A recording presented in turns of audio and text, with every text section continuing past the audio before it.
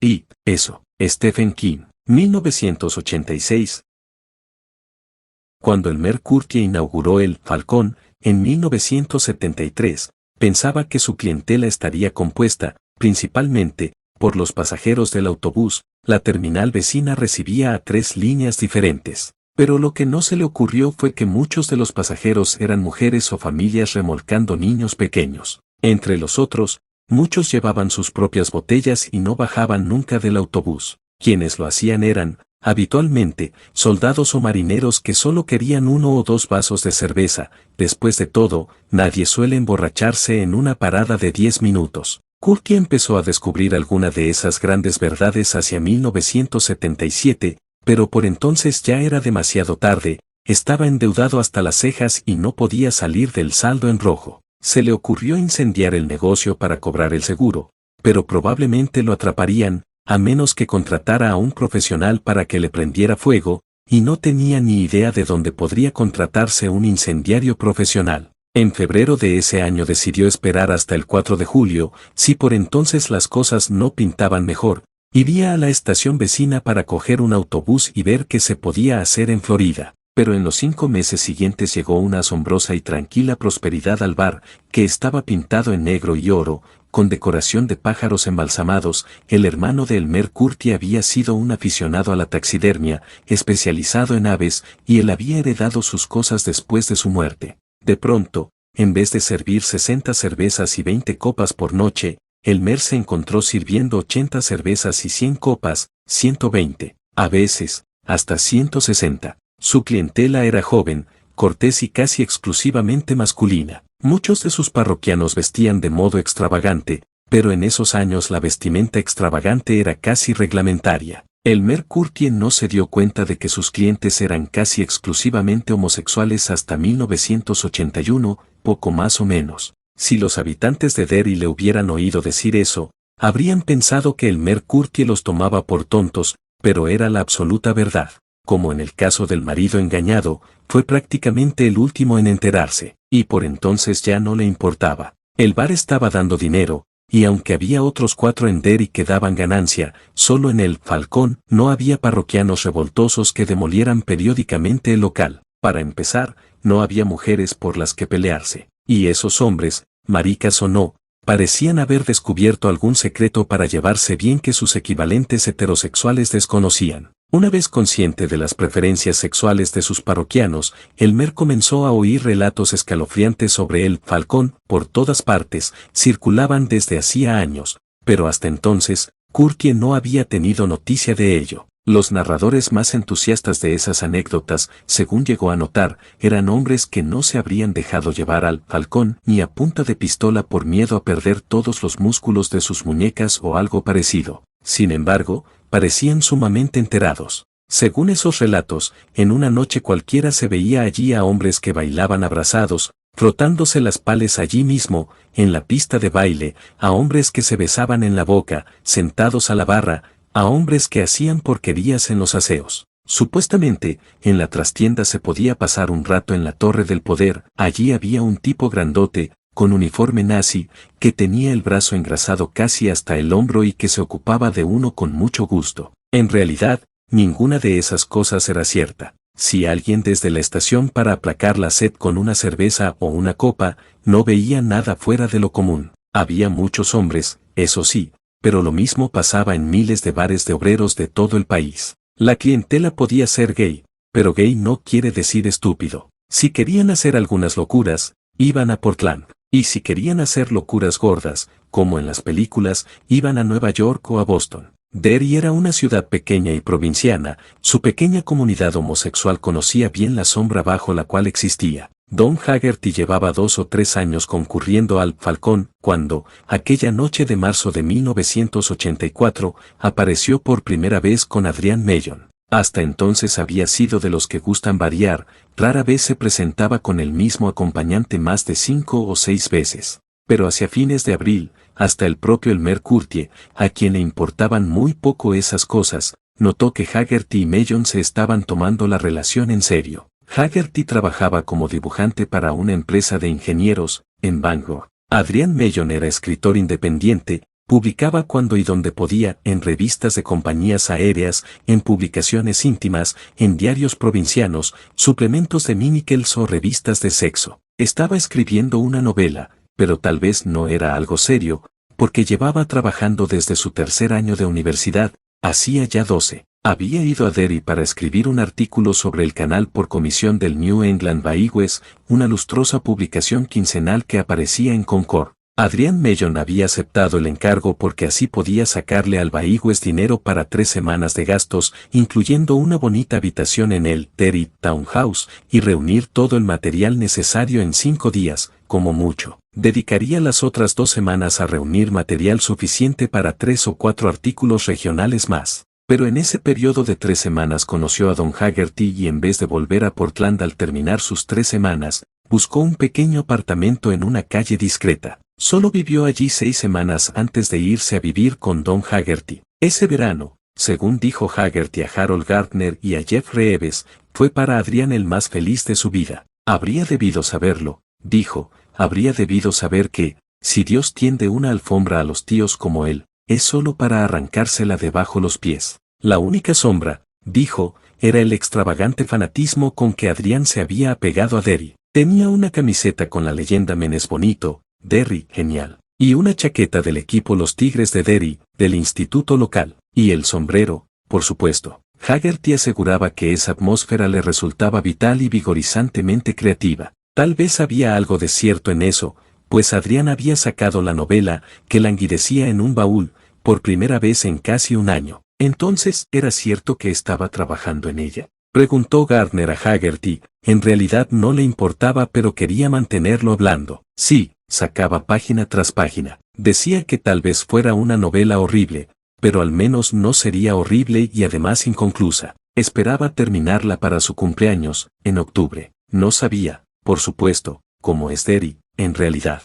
Creía saberlo, pero no había vivido aquí el tiempo suficiente para verle la verdadera cara. Yo trataba de advertirle, pero él no me prestaba atención. ¿Y cuál es la verdadera cara de Derry, Don? Preguntó Reeves. Se parece mucho a una ramera muerta con el culo lleno de gusanos, dijo Don Haggerty. Los 2 policías lo miraron fijamente, llenos de silencioso asombro. Es un lugar malo, prosiguió Haggerty. Es una cloaque. No van a decirme que ustedes 2 no lo saben. ¿Se han pasado aquí la vida entera y no lo saben? Ninguno de ellos respondió. Al cabo de un rato, Haggerty siguió hablando. Hasta la llegada de Adrian Mellon a su vida, Don había estado pensado en salir de Derry. Llevaba 3 años allí, sobre todo porque había alquilado a largo plazo un apartamento con una estupenda vista al río. Pero el contrato estaba por vencer y Don se alegraba. Se acabarían los largos viajes de ida y vuelta a Bangor, y las vibraciones extrañas. Una vez le dijo a Adrian que en Derry siempre se sentía como si fueran las 25 horas.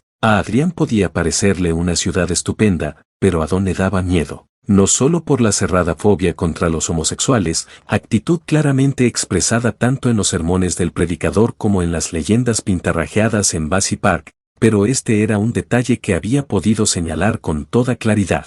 Adrian se había echado a reír. En toda ciudad norteamericana, Don, hay personas que odian a los gays, dijo. No me digas que lo ignoras. Después de todo, estamos en la era de Ronnie Haren y Phyllis Housefly. Acompáñame a Bassey Park, respondió Don, al ver que Adrian hablaba en serio, convencido de que Derry era como cualquier otra ciudad del país. Quiero mostrarte algo, mi amor. Fueron en el coche a Bassey Park. Eso habían sido en los últimos días de la primavera, más o menos un mes antes de que asesinaran a Adrian, dijo Haggerty a los policías. Llevó a su amigo hasta las sombras oscuras y de un olor vagamente desagradable del Puente de los Besos. Señaló una de las pintadas. Adrian tuvo que encender una cerilla y arrimarse para poder leerla. Enséñame la polla, marica, y te la cortaré. Sé lo que piensa la gente de los homosexuales, dijo Don, en voz baja. En Dayton, cuando era adolescente, me dieron una paliza en una parada de camioneros. En Portland, unos tipos prendieron fuego a mis zapatos ante una cafetería, mientras un policía gordo y culón se reía sentado en el coche patrulla. He visto muchas cosas, pero nunca algo como esto. Mira aquí, fíjate. Otro fósforo puso al descubierto, clavos en los ojos a todos los maricas, en el nombre de Dios. Quien sea el que escribe estas pequeñas homilías es un caso grave de demencia profunda. no me sentiría tan mal si supiera que se trata de una sola persona, de un enfermo aislado, pero, Don señaló toda la longitud del puente con un vago ademán del brazo. Hay muchas cosas como estas, y no creo que las haya escrito una sola persona. Por eso quiero marcharme de Derry, Adri. Hay demasiados lugares y demasiada gente aquí que parecen afectados de demencia profunda. Bueno, espera a que termine mi novela, ¿quieres? Por favor, hasta octubre, nada más, te lo prometo. Aquí el aire es mejor. No sabía que el peligro estaba en el agua, diría después don Haggerty, amargamente, a los policías. Tom Buttilie y el jefe Rademacher se inclinaron hacia adelante y aguzaron el oído. Chris Onwin, sentado con la cabeza gacha, hablaba monótonamente con el suelo. Esa era la parte que les interesaba oír, la parte que enviaría a la cárcel a 2 de esos salvajes, cuando menos. La feria era una porquería, dijo Onwin. Ya estaban cerrando todas las atracciones, la montaña rusa, la batidora. En los coches locos habían puesto el cartel de cerrado. Los únicos abiertos eran los juegos para niños. Así que seguimos caminando hasta que Webby vio el tiro al blanco y pagó 50 centavos y entonces vio un sombrero como el del marica y trató de tirar ese, pero fallaba y cada vez que fallaba se ponía peor, ¿sabe? Y Steve es el que se pasa diciendo tranquilo y por qué coño no te tranquilizas, ¿sabe? Pero esa noche estaba que se comía las paredes, porque tomó esa píldora, ¿sabe? No sé qué píldora, una roja, a lo mejor hasta legal, pero la tenía tomada con Webby. Yo pensé que Webby le iba a pegar, ¿sabe? Y le decía, no sirves ni para ganar ese sombrero de marica. Tienes que estar reventado para no ganar ni ese sombrero de marica. Al final, la señora le dio un premio, aunque no había acertado, creo que para perdernos de vista. No sé, a lo mejor no, pero creo que sí. Era una de esas cosas que hacen ruido, ¿sabe? Uno sopla y eso se infla y se desenrolla y hace un ruido como de pedo, ¿sabe? Yo tenía uno que me regalaron por Navidad o por Reyes o algo así y me gustaba mucho, pero lo perdí. O a lo mejor alguien me lo birló en esa mierda de escuela, ¿sabe? Bueno, cuando la feria estaba por cerrar, ya salíamos y Steve seguía con el rollo de que Webby no podía ni ganar ese sombrero de marica, ¿sabe? Y Webby no decía nada y me di cuenta de que era mala señal, pero no sabía qué hacer, ¿sabe? Quería cambiar de conversación, pero no se me ocurría nada, ¿sabe? Así que cuando fuimos al aparcamiento, Steve dice, ¿a dónde queréis ir? ¿A casa? Y Webby, vamos a pasar primero por el Falcón, a ver si ese marica está por ahí. Buttilie y Rademacher intercambiaron una mirada. Buttilie levantó un solo dedo y se dio unos golpecitos en la mejilla. Aunque aquel tonto de las botas con flecos no lo sabía, estaba hablando de asesinato en primer grado. Y yo que no, que tengo que ir a casa, y Webby que si me da miedo pasar por el bar de los maricas. Entonces le digo, no, ¿qué coño? Y Steve, que todavía está con esa píldora, dice, vamos a hacer puré de marica, vamos a hacer puré de marica, vamos a... Las cosas se combinaron de manera tal que todo salió mal para todo el mundo. Adrian Mellon y Don Haggerty salieron del Falcón, después de tomar un par de cervezas, pasaron junto a la terminal de autobuses y se cogieron de la mano. Ninguno de los dos reparó en lo que hacía, era, simplemente, una costumbre. Por entonces eran las 10:30, llegaron a la esquina y giraron a la izquierda. El puente de los Besos distaba 700 u 800 metros de allí, río arriba. Ellos pensaban cruzar por el puente de Main Street, mucho menos pintoresco. El Kenduskeag estaba bajo, como todos los veranos, no había más de 1,20 m de agua deslizándose, inquieta, por entre las columnas de cemento. Cuando el Taster se les adelantó, Steve Duval los había visto salir del Falcón, estaban en el borde del vado. Cruzate, aulló Webby Garten. Los dos hombres acababan de pasar bajo una lámpara y él vio que iban de la mano. Eso lo enfureció, pero no tanto como ese sombrero. La gran flor de papel se meneaba locamente a un lado y a otro. Cruzate, maldición. Y Steve obedeció. Chris Onwin negaría su participación activa en lo que siguió, pero Don Haggerty contaba otra cosa. Según dijo, Garten había bajado del automóvil casi antes de que éste se detuviera, los otros dos lo siguieron de inmediato. Esa noche, Adrián no trató de mostrarse descarado ni falsamente coqueto, se daba cuenta de que estaban metidos en un lío. Dame ese sombrero, dijo Garten. ¿No me has oído, marica? Si te lo doy, ¿nos dejarás en paz? Adrián jadeaba de miedo, casi llorando, paseaba la mirada entre Onwin,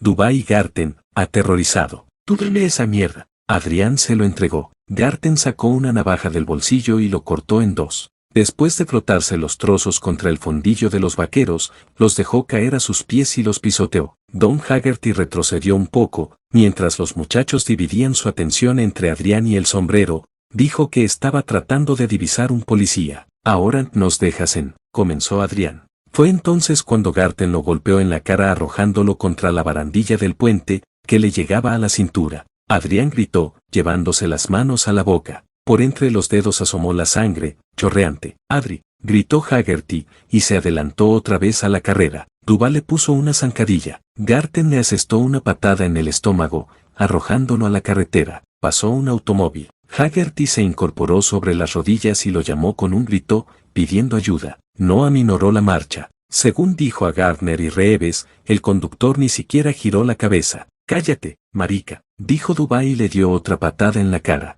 Haggerty cayó de lado contra la alcantarilla, semi-inconsciente. Pocos instantes después, oyó una voz, la de Chris Onwin, le decía que se fuera si no quería recibir lo mismo que su amigo. En su propia declaración, Onwin confirmó haber hecho esa advertencia.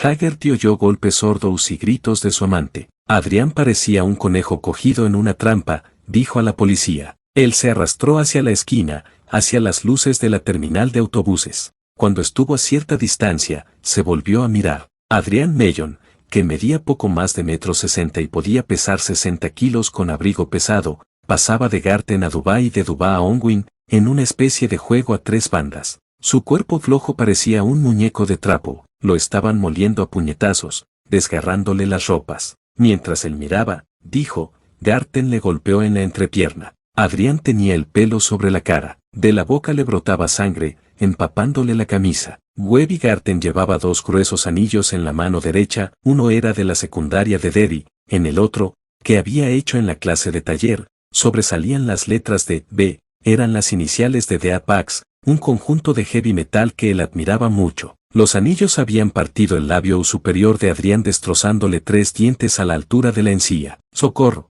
chilló Haggerty. ¡Socorro! ¡Socorro! ¡Lo están matando! Los edificios de Main Street permanecían oscuros y secretos. Nadie acudió a ayudarlo, ni siquiera de la única isla de luz blanca que señalaba la terminal de autobuses. Haggerty no pudo entenderlo, allí había gente. Él la había visto al pasar con Adri. ¿Era posible que nadie acudiese en su ayuda? ¿Nadie en absoluto? ¡Socorro! ¡Socorro! ¡Lo están matando! ¡Socorro! ¡Por el amor de Dios! ¡Socorro!, susurró una voz muy baja, a la izquierda de Don Haggerty, y luego se oyó una risita. ¡Al agua!, chillaba Garten en ese momento, muerto de risa. Los tres habían estado riendo mientras castigaban a Adrián. ¡Al agua con este marrano! ¡Por la borda! ¡Al agua! ¡Al agua! ¡Al agua!, cantó Duval, riendo. ¡Socorro!, volvió a decir la vocecita, y aunque sonaba grave, se repitió aquella risita aguda. Era como la voz de un niño que no puede contenerse. Haggerty bajó la vista y vio al payaso. Fue en ese punto cuando Gardner y Reeves comenzaron a restar crédito a cuanto Haggerty decía,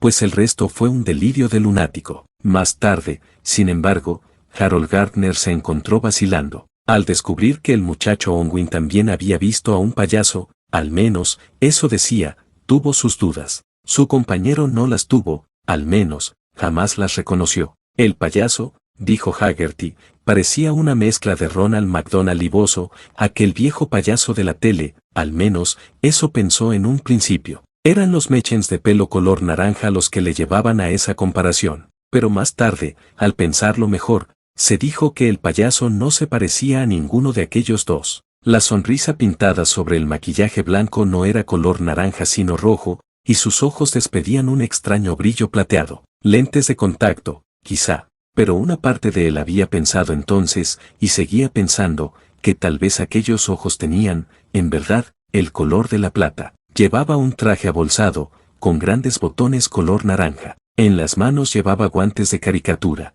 Si necesitas ayuda, Don, dijo el payaso, puede servirte un globo. Y le ofreció el manojo que tenía en una mano. Flotan, dijo. Aquí abajo todos flotamos. Muy pronto, tu amigo también flotará. Con que ese payaso lo llamó por su nombre, dijo Jeff Reeves, con voz totalmente inexpresiva. Miró a Harold Gardner, por encima de la cabeza inclinada de Haggerty, y guiñó un ojo. Sí, confirmó Haggerty, sin levantar la vista. Adelante, piensen lo que quieran, entonces lo arrojaste, dijo Buttilie. Al agua. Yo no, replicó Onwin, levantando la vista. Se apartó el pelo de los ojos con una mano y los miró fijamente con ansiedad.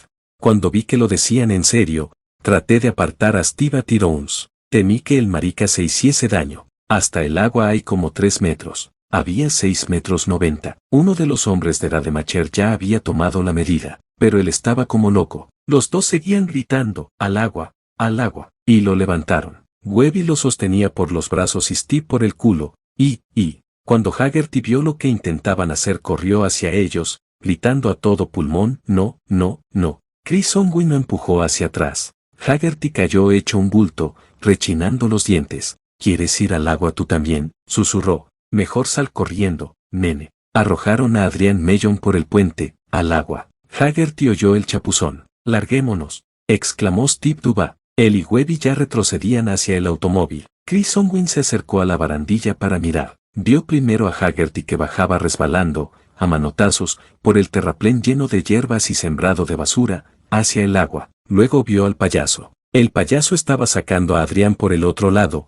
con un brazo, en la otra mano sostenía los globos. Adrián gemía, empapado, sofocado. El payaso volvió la cabeza hacia Chris con una amplia sonrisa. Chris le vio los ojos plateados, brillantes, y los dientes descubiertos. Dientes grandes, dijo. Como los del león del circo, dijo. Es decir, así de grandes. Entonces, dijo, vio que el payaso tiraba de uno de los brazos de Adrian Mellon, hasta pasárselo por encima de los hombros. Y entonces, Chris, dijo Buttilie, esa parte lo aburría. Los cuentos de hadas lo aburrían desde los 8 años. No sé, dijo Chris, porque en ese momento Steve me agarró y me empujó hacia el coche, pero, creo que le mordió el sobaco. Volvió a levantar la vista, ya inseguro. Creo que eso fue lo que hizo, morderle el sobaco, como si quisiera comérselo, hombre, como si quisiera comerle el corazón. No ocurrió así, dijo Haggerty, cuando le dieron a leer la declaración de Chris Onwin. El payaso no había arrastrado a Adri hasta la ribera contraria, al menos,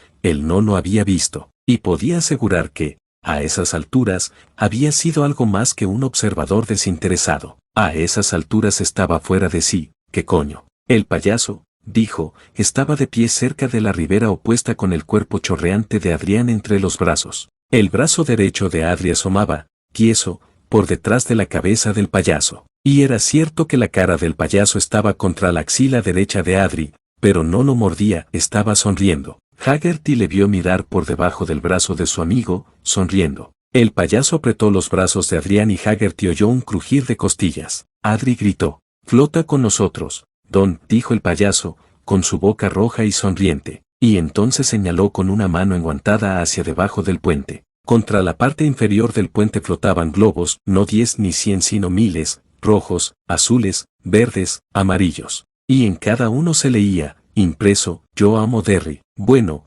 parece que había muchos globos, dijo Reeves, dedicando otro guiño a Harold Gardner. Ya sé lo que puede pensar, reiteró Haggerty con la misma voz cansada. Y usted vio todos esos globos, dijo Gardner. Don Haggerty levantó lentamente las manos hasta ponerlas frente a su cara. Los vi con tanta claridad como veo mis propios dedos en este momento. Miles de globos. Ni siquiera se podían ver los pilares del puente. Ondulaban un poco y parecían saltar. Se oía un ruido extraño, grave, chirriante. Era el que hacían al frotarse entre sí. Y cordels. Había una selva de cordels blancos colgando. Parecían blancas hebras de telaraña. El payaso se llevó a Adri allá abajo. Vi que su traje rozaba aquellos cordels. Adri estaba haciendo unos ruidos horribles, como si se ahogara. Eché a andar hacia él, y el payaso volvió la cabeza. Entonces le vi los ojos y de inmediato comprendí quién era. ¿Quién era, Don? Preguntó Harold Gardner, suavemente. Era Derrick, dijo Don Haggerty. Era esta ciudad.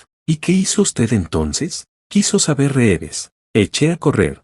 Pedazo de idiota, respondió Haggerty, y estalló en lágrimas. Harold Gardner se mantuvo tranquilo hasta el 13 de noviembre, un día antes de que John Garten y Stephen Duba fueran juzgados en el tribunal de Derry por el asesinato de Adrian Mellon. Ese día fue a ver a Tom Buttilie, fiscal auxiliar. Quería hablar de ese payaso. Buttilie no, pero cuando vio que Gardner podía cometer alguna estupidez si no se le aconsejaba un poco, lo hizo. No había ningún payaso, Harold. Los únicos payasos, esa noche, eran esos 3 muchachos. Lo sabes tan bien como yo. Pero hay dos testigos, esas chorradas. Onwin decidió sacar a relucir al manco, con lo de nosotros no matamos al marica, pobrecito, fue el manco, en cuanto se dio cuenta de que se había metido en aguas profundas. En cuanto a Haggerty, estaba histérico, había visto asesinar a su mejor amigo, no me sorprendería que hubiese visto ovnis. Pero Buttilie tenía otras ideas. Gardner se lo leyó en los ojos.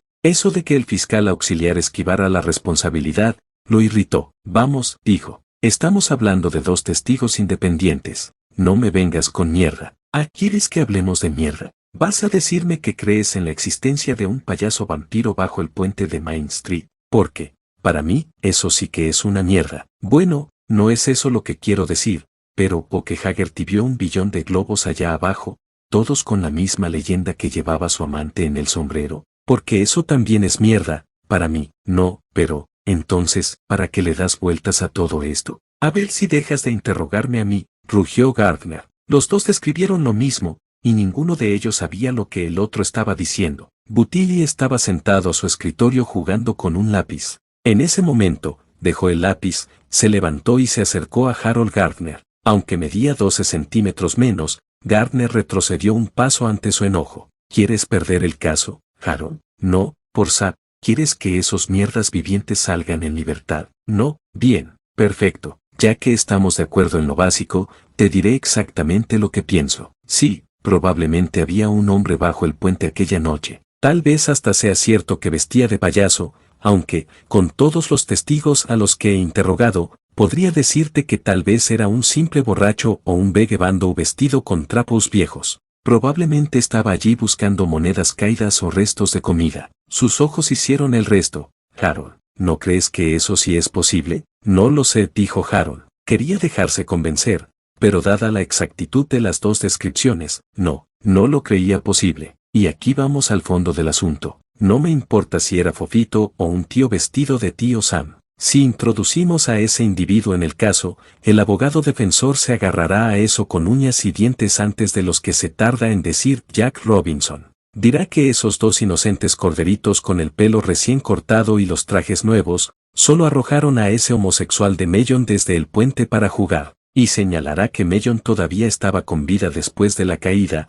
para eso cuenta con el testimonio de Haggerty y con el de Onwin. Sus clientes no cometieron asesinato, no. Era un psicópata vestido de payaso. Si introducimos esto, es lo que va a pasar, y tú lo sabes. De todos modos, Onwin hablará de eso, pero Haggerty no, dijo Buttilie, porque él sí entiende. Y si Haggerty no lo confirma, ¿quién va a creer lo que diga Onwin? Bueno, para eso estamos nosotros, repasa Harold Gardner con una amargura de la que él mismo se sorprendió. Pero supongo que nosotros tampoco diremos nada. No tomes conmigo, replicó Buttilie levantando las manos. Ellos lo mataron. No se limitaron a arrojarlo desde el puente. Darten llevaba una navaja. Mellon recibió 7 puñaladas incluyendo una en el pulmón izquierdo y 2 en los testículos. Las heridas coinciden con el arma. Tenía 4 costillas rotas, eso lo hizo Dubá con un abrazo de oso. Tenía mordeduras, es cierto, en los brazos, en la mejilla izquierda y en el cuello. Creo que eso fue obra de Onwin y Garten,